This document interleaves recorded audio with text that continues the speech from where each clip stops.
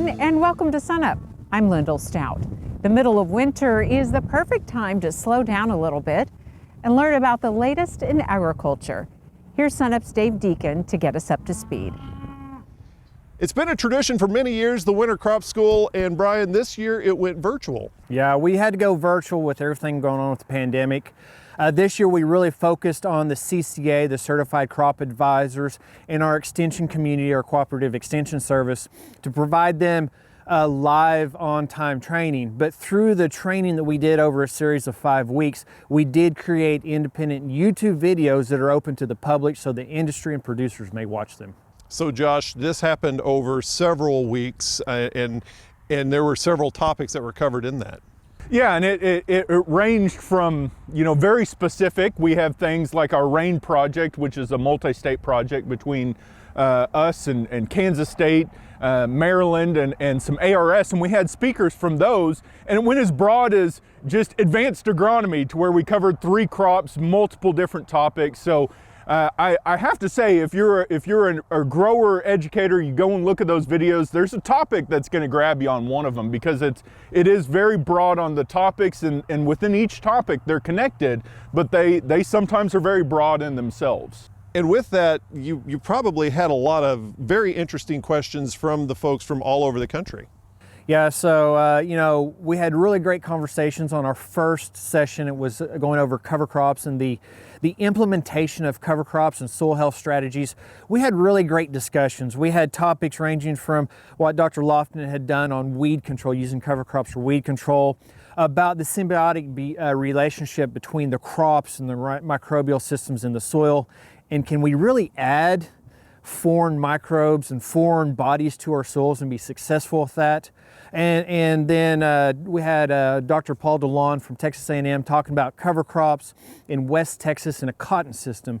And so really at the end of each session, we had a great roundtable where we kind of just beat and discuss amongst each others and everybody there. And so, the presenters were going back and forth, and we had the audience asking questions. It was a really good opportunity. And Dave, as you know, on some of these meetings, the topics are really good and the talks are really important and the questions, but getting the people that typically aren't there together in one spot sometimes was the best thing about it. And we don't have those coffee times and those break times to sit around and have a cookie and all that, but there was great discussion about the different CCAs, what's Kansas doing, what's Oklahoma doing, what's Texas doing, and that's where a lot of folks learn, is just seeing what everybody's doing, what they've done, what failed, what worked, and something they can try. And so it was good. Just once again, we're looking for those times to bring us together, and this was a great thing to just get a lot of brain power in one spot at one time just to discuss some topics. Well, and the upside to that is this actually occurred over a 2-month period. Yeah, so we were meeting every Tuesday at about 9 o'clock. It's a 2-hour session. And the great thing was, when we do our winter crop school, it's 2 days. We really hammer out a lot of hours. And we have to bring speakers in December in Oklahoma, which is always a challenge. We have ice, snow. It could be 80 degrees or 10 degrees. With this, in every single session we had out-of-state speakers. So we had Nebraska, Kansas, Texas. We were really able to get a diverse group in and easily have a conversation. And the best thing about this is, after all of that is said and done, it is actually now online. Yeah, so somebody could go if they have an extra 15 minutes, whether they could make it that Tuesday or maybe they had to step away for the last half or the first half. They can go and they can go watch the video, get the information, and we have contacts, so they can contact those individuals, or they can contact their county educator or one of us to kind of get a little bit more information. But yeah, it's something that'll last long term now, something that'll be there for years to come. Now, on top of that, there's actually another conference coming up, but it's going to go virtual as well. Yeah, the Red River Crop School will be announcing the information coming up very soon about the time and the dates. It's more of a focus on, they have a day on cotton and then focus on other crops, but it's a combination between Oklahoma State and Texas A&M, and they go back and forth every year to do this Red River Crop School. Okay, thank you very much, Dr. Brian Arnall, Dr. Josh Lofton. And for a link to those websites, you can go to our website, sunup.okstate.edu.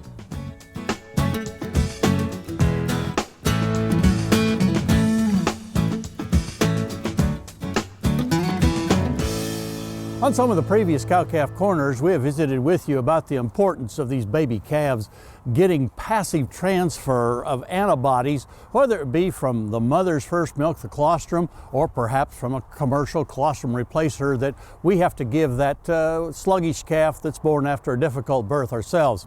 And we talk about doing that within the first 6 hours of life so that the absorption of those antibodies is done as efficiently as possible. Now let's get into a little more of the why that this is so important. Research that was done about 25 years ago now up at the USDA station at Clay Center, Nebraska. They did a very interesting study where they looked at 263 crossbred calves that were born at that station, and at 24 hours of age they took blood samples of those baby calves and they classified them as either getting an adequate amount of passive transfer of the antibodies from the mother or inadequate. They just didn't get enough to where they thought they might have a chance to have a higher likelihood of getting sick. Well, as they followed those calves through the weaning period of their life, they found out some very interesting data. Those that didn't get an adequate amount of passive transfer in that first 24 hours of life were 6.4 times more likely to get sick during the first 28 days of their life as they follow them through weaning. Those calves that were inadequate in that first 24 hours of life were 3.2 times more likely to have gotten sick sometime between birth and weaning. And then when you look at the whole picture, those calves that had an inadequate amount of passive transfer were 5.4 times more likely to not make it to weaning. They died of something. But at weaning time, the story didn't stop there. As they followed those same calves all the way through the feedlot phase, what they found was those calves that had an inadequate amount of passive transfer during the first few hours of life were 3 times more likely to show up in the sick pen or having to be treated for probably respiratory disease, bovine respiratory disease, in the feedlot phase. So what this tells me is that what's happening in that first 24 hours of life is really important to the extended health of those baby calves all the rest of their lives. From a management standpoint, what are we to do about it? Well, I think one of the first keys is to properly develop the replacement heifers. Make sure that they're big enough and in good body condition at calving time so that they're capable of giving their genetic maximum amount of milk, first milk, colostrum, so that their baby calf has the best chance of getting that adequate amount of passive transfer of those antibodies.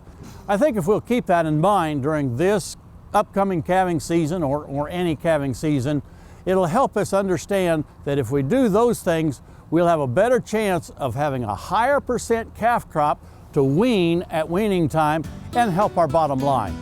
Hey, we look forward to visiting with you again next week on Sunup's Cow-Calf Corner. Glenn mentioned having heifers in good condition. Dave, let's talk about some of the other things that might influence that passive immunity. So the primary thing we're concerned about with passive immunity is the amount of proteins, and primarily, the thing we're concerned about is the amount of immunoglobulins in that first milk or the colostrum. And so there are several things, and as Dr. Selk has mentioned a number of times on Sunup, undernutrition just prior to calving can certainly reduce the concentration of those immunoglobulins. And that's important, and that's why, he recommends we try to avoid that. What then influences those two things? So there are a number of other things that can influence the success of passive immunity. One thing is simply cow age, and it has been clearly shown that a more mature cow compared to a first calf heifer does have a higher concentration of those immunoglobulins in that first milk. So that's why it's that much more critical to do everything we can to make sure that those first calf heifers have good quality colostrum and their calves are able to consume it rapidly. The other thing is, the further you get away in time from calving, the lower the concentration is. in that colostrum. And so it is critical that they consume that first milk in the first few hours. You know, another interesting thing, Lyndall, relative to passive immunity is that we can underdo it by restricting protein intake or energy intake in a heifer in particular, but cows also prior to calving, but we can also overdo it. There's quite a bit of evidence that too much protein prior to calving actually, interestingly, reduces the fat concentration in that first milk. And you know, of course, that's a really important source of energy for that newborn baby calf.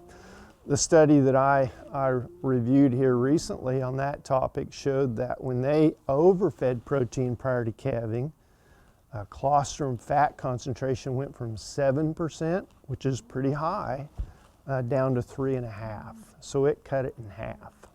So with all of that in mind, what guidance do you have for producers to make sure they're in the right place with heifers prior to calving to get the best possible results? Well, the adequate nutrition, try to achieve a body condition score 6 at calving is critical. You know, we've talked about that for a long time, and it continues to be important and true. Secondly, you know, a long time goal, I guess, should be good udder quality in your females so that the calves have access to a small teat that's easy for a baby calf to get a hold of and so on. So just udder quality. And then we want to make sure that, you know, they're not in, say, muddy conditions or any situation that would wind up causing that calf to have a more difficult time getting up there to the dinner plate to get that first meal. Interesting topic. You and the Beef Extension team have a lot of resources on your website. beef.okstate.edu. Okay. Yeah, a lot of good information there.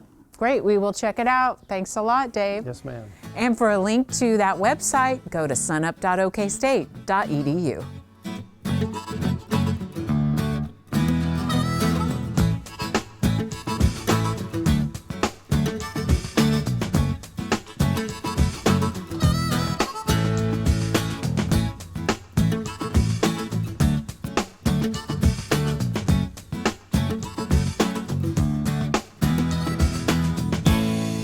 Welcome to a new year and a new edition of the Mesonet Weather Report. I'm Wes Lee. 2020 is complete, and now is a good time to look at the weather conditions for the past year. For most of the months, rainfall exceeded the Mesonet long-term average when we look at the state as a whole. We had 2 very dry months, June and November, where rain was only about 50% of normal. In the other 10 months, rain was either normal, such as in February and August, or above normal, as in the other months. Average statewide total rainfall for the year was 39.71 inches, or a little over 3 inches above normal. Looking at the inches recorded for the year, you can see that the normal progression from wetter in the east to drier in the west. Mount Herman in McCurtain County had the highest rainfall at almost 78 inches, and Kenton in the tip of the Panhandle with only a little over 10 inches. When we look at the yearly departure from normal map, we see that even though we had more rainfall than normal statewide, it was not equally distributed. Much of the western counties came in below normal for the year, as seen by all the negative numbers. Hopefully 2021 will be fair to our western neighbors. Now here's Gary with a revised drought map. Thanks, Wes, and good morning, everyone. Well, it took 4 snows in December when we finally have some improvements on the drought monitor map. Let's get straight to that map and see what we have. Well, the biggest improvements came down in south central Oklahoma, where we lost all of that big area of moderate drought. Now we have abnormally dry conditions. Those could probably go down to no drought if we look at it next week, but it's an area indicative of going out of drought, not going into drought. Those are abnormally dry conditions. Now across southwestern Oklahoma and the western Panhandle, we still have that long-lived drought, moderate to severe to extreme drought. That's going to take a bit more work to get those areas eradicated. The 30-day rainfall map, this encompasses all those snows that came and also the rain that came with across eastern Oklahoma.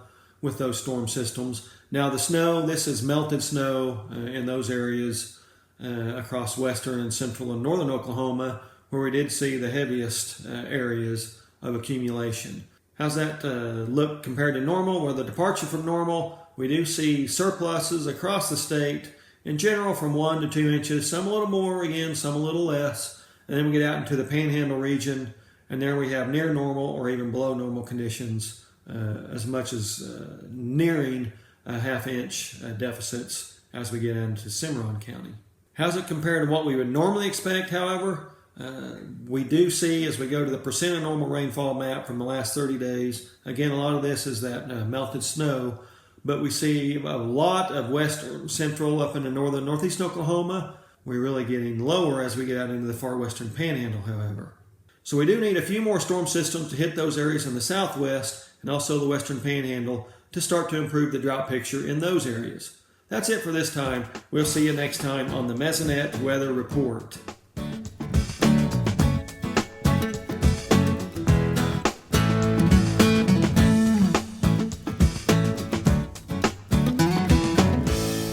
Talking ATV safety now, Sunup's Curtis Hare is along for the ride at the new 4-H ATV Training Center in Guthrie.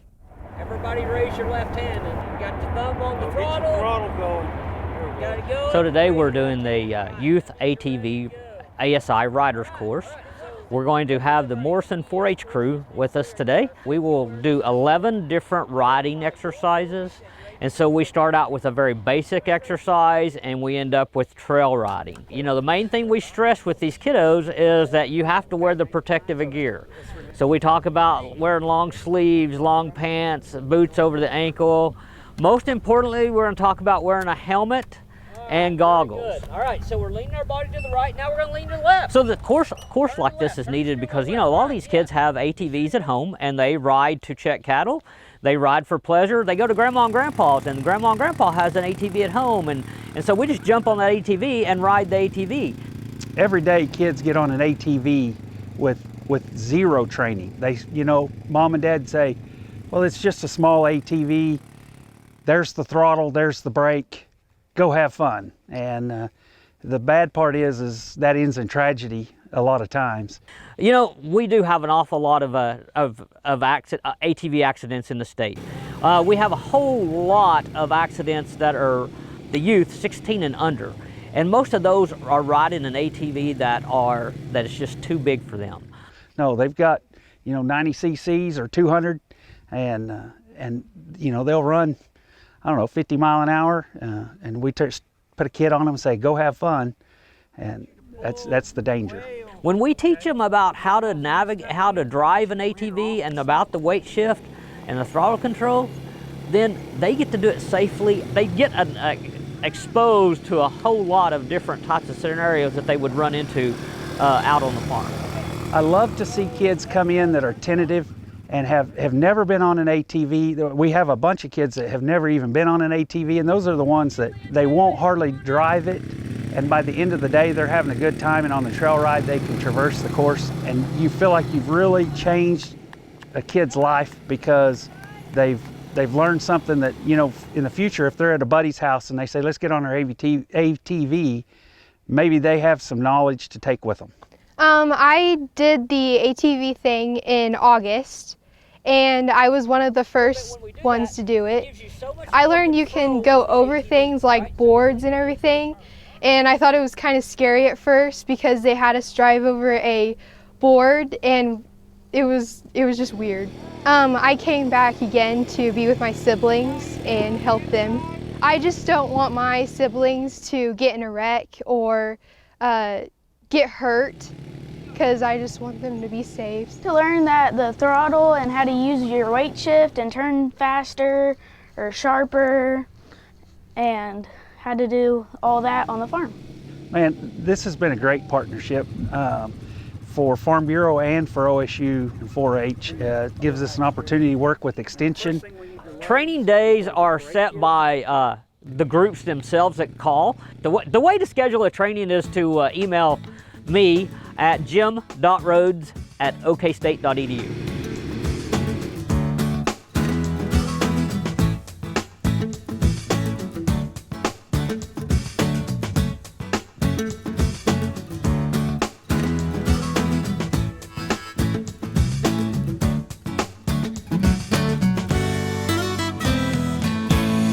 Kim Anderson, our crop marketing specialist, is here. Now, Kim, it's a new year. Let's start right in with crop prices. Well, the year's starting out really good. You go back to early December to today, we've had anywhere from a 16 to a 20% increase in prices. So you look at wheat, early December, $5 a bushel. They're up to about $5.80 now. Forward contract in early December, $5.25.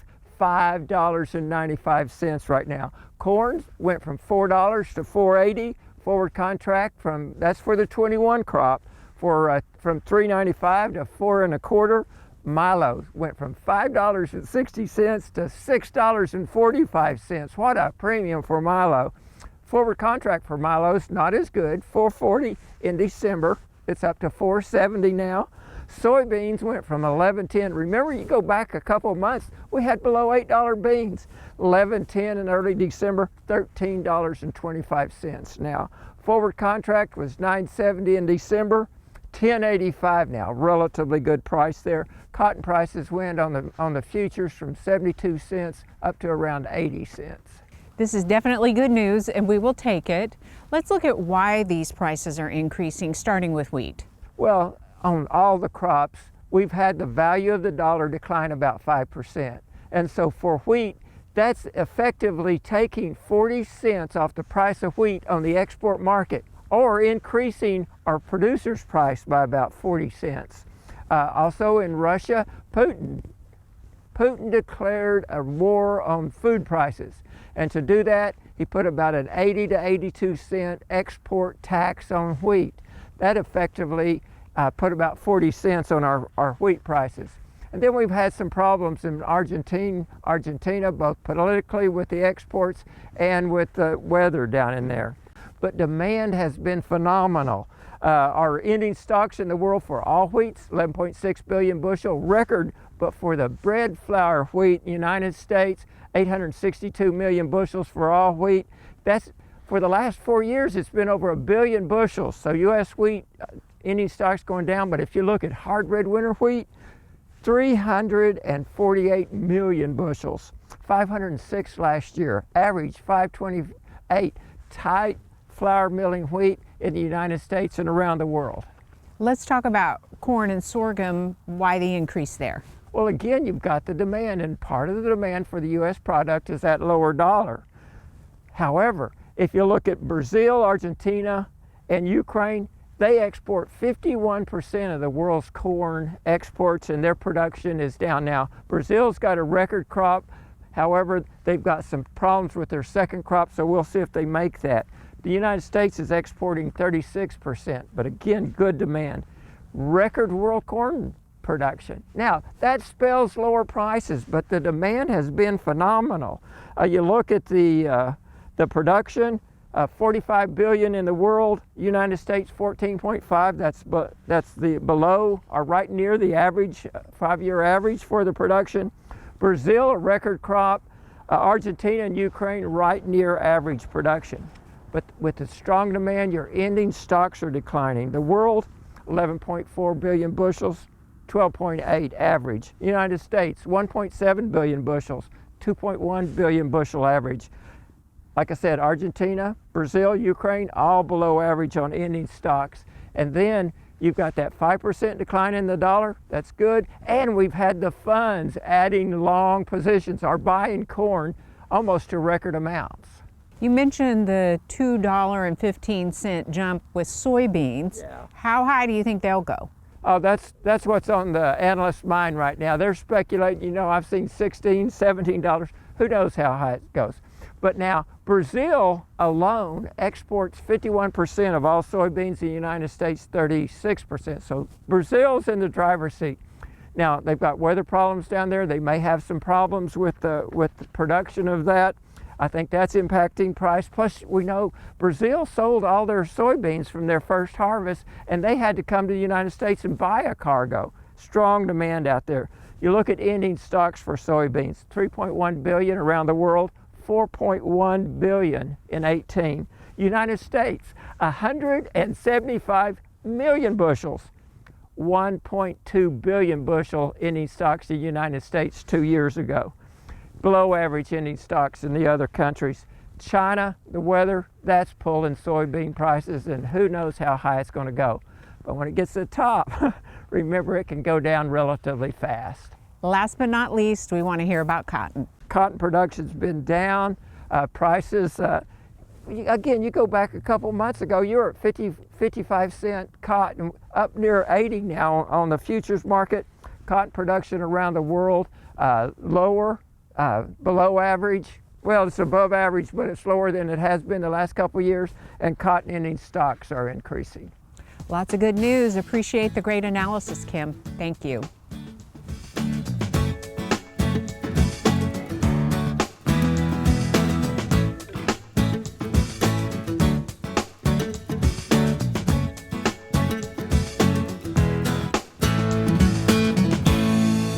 That'll do it for us this week. A reminder, you can find us anytime at sunup.okstate.edu and also follow us on YouTube and social media.